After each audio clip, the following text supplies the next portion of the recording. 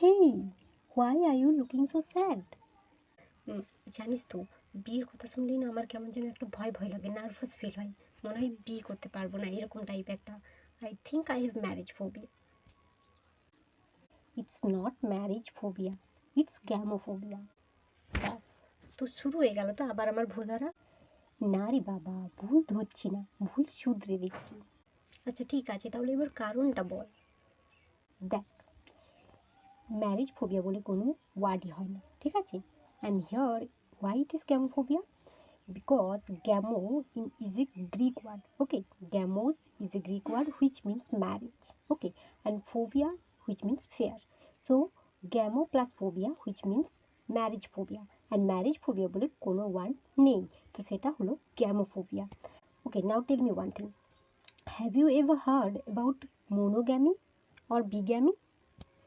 Monogamy মানে কি? দেখ, what you have learned now, that gamo which means marriage.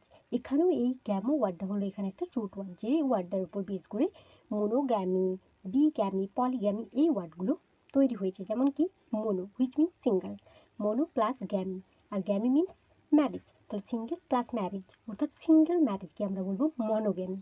একইভাবে বিগ্যামি বা বাইগ্যামি যখন বলছি, BI which means two, and gamy which means marriage.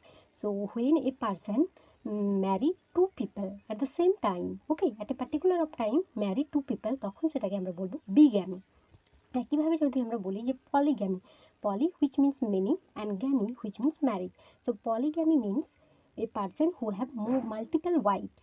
একটা পার্সন যখন তার অনেকগুলো বউ থাকবে বা অনেকবার বিয়ে করেছে তখন আমরা সেটাকে বলবো polygamy।